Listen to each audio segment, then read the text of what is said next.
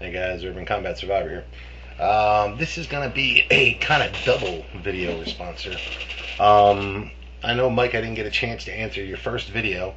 I had a lot of stuff going on and whatever. And another thing is, I think my subscribers are probably about to fucking kill me when I throw so many videos up at once. But so I let that lay for a bit. I think what I'm going to do here is see the point that I was going to make in my video response to the first video you did there. You kind of made my point for me without meaning to in your second video. So I'm gonna kind of answer both of them at once here. All right, in your first video, you talked about mutual aid, and basically, I did a little bit of digging into that. Mutual aid basically just says that that the enforcement of one town can or has the authority to step across the jurisdictional boundary if something necessitates them doing so. In theory, I don't really have a problem with that. I mean, let's say something happens where there's a riot in your town and your town only has 3 cops and those 3 cops just can't handle it. Cops from the surrounding areas could be possibly deployed to come in there and help out. So I don't really have a problem with the theory of mutual aid between jurisdictional boundaries. Of course, the application never matches the fucking theory, right? But that's a different story. But here's the part where you started making my point for me in your second video. You said nobody's asking the right questions, and the way I approach that is I keep saying, don't let them frame the debate for you, and this is a perfect example. You said if the cops are gone, the state's going to step in, the county's going to step in. They're not going to let it be that there's no cops. Well, I mean, I can even add to that. I'll tell you what. There's not going to be any lack of ability for them to collect your property taxes either. There's not going to be any lack of a lot of things. But see, what you're doing in this is letting them frame the fucking debate. So here's the thing. When they want more money from you, when they want to raise your taxes, when they want to get more money from the federal government for their little township with that little friggin' money game that they have going on between the various levels of government, the money game with our fucking money, by the way. When they do this, what are they going to do? Well, they want to raise your taxes in your township. They're not just going to come to you and give you the option and say, well, we want to raise your taxes because basically we got a couple of special interest groups over here that need some money, and we're gonna siphon shit their way. They're never going to say that. So what do? They make it a crisis. They make it something where there's no way that we the people, are gonna be able to really argue it without looking like a bad person.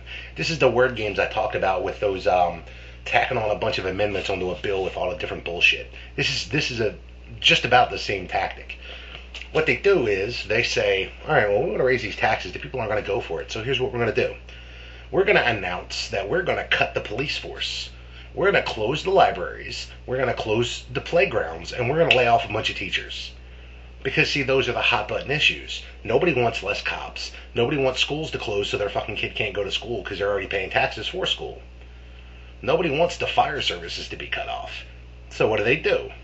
They cut these services, and then they say, well, look, you people are screaming about this. So here's what we can do. If we can raise the taxes, just a little bit, we can put some of these services back in place. Now, it's not going to go back to the level it was before. Well, what they do then is they raise the taxes. All the extra tax money goes to whatever special program they wanted to put it towards, plus the money they saved because they never put the programs back to what they were before. See, here's the thing. If you had the money to pay for that service in the first place, how the hell is it that all of a sudden you don't have the money for that? That means you're spending the money someplace else, because money comes in finite values, right? If you're spending, your water bill is $50 a month, or whatever it is for you.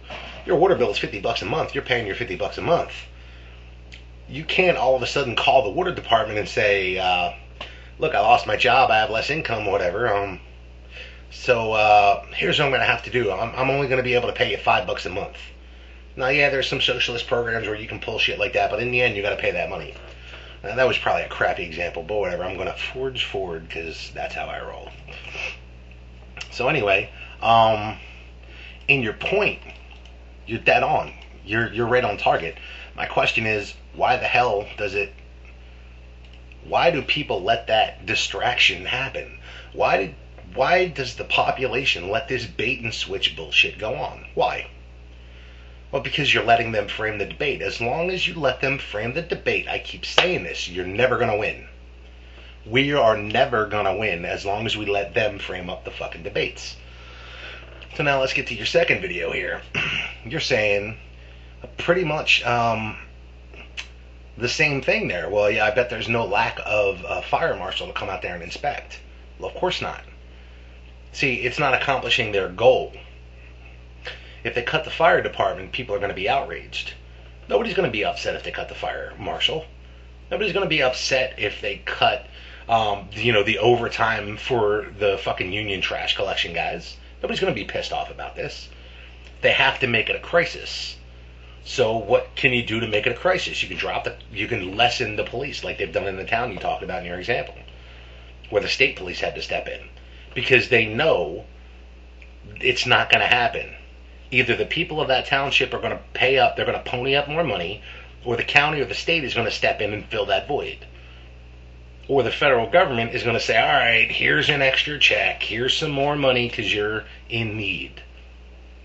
See, at the end of the day, this is all a big fucking game with our money. I don't know what taxes are like in other places, but I can tell you in Philadelphia, they take about a third of your check. Actually, it's more, a little bit more than a third of your paycheck. By the time it's done, goes to all the taxes and shit they're going to take out of you. That's fucking ridiculous. You know? And what are you getting out of that? Like you said, you're getting a bunch of people that are hassling you. Well, why are they hassling you? It's power. It all comes down to power.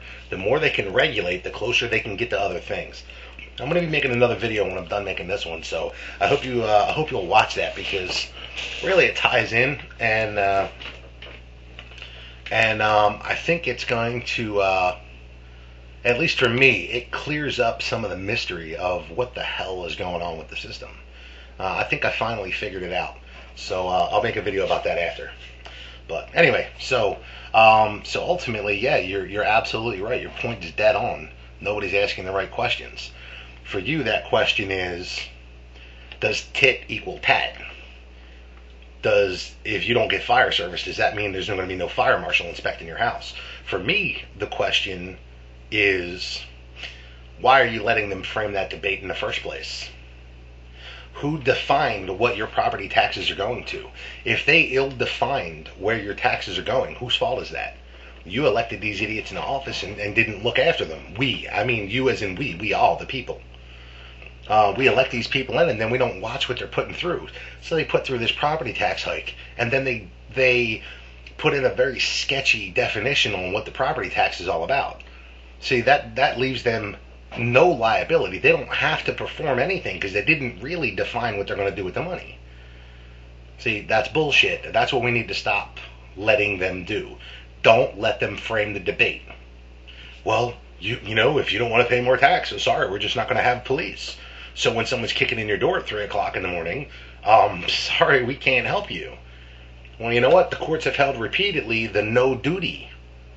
So they don't have to help you anyway, regardless of if you pay those taxes or not. See, people are so reliant on the system that they look to the system. That's what they've been setting up for 50 years. You tell me, well, you know, we're not going to have any more police. Sorry, someone kicks in your door at 3 a.m. We're not going to be able to respond. No, my answer is, good. You can't respond? No problem. So I now no longer have to worry about getting locked up for defending my own fucking house from some knucklehead coming through the window at 3 a.m.? Cool, I'll just blast the asshole and leave him on the fucking curb. You know, let the trash company pick him up on Wednesday. You know, that's my response to that. But people are so dependent on nanny government. They're all dependent on mommy government. They've been setting this up. 1913, they passed the 17th Amendment, and this shit has been steamrolling since then. I know I keep repeating myself and saying the same things. I hope that answered the questions that you posed to me. I think basically you and I are looking down the same road. But I think what's going on is I'm on the sidewalk on one side of the road. You're on the sidewalk on the other. So we're looking down the same road. We're looking in the same direction. I think we're just seeing it from slightly different perspectives. The reality is, none of us have been asking the right questions. I'm going to do another video about that. But none of us have been asking the right questions.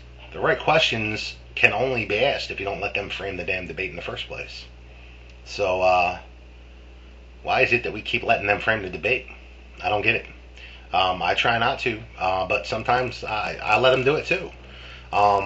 They're fucking good at it. So, I guess all we can do is, like I said in another video response to you, keep swimming until you can't swim no more, right? That's all we can do. So, there it is. Urban Combat Survivor, signing off.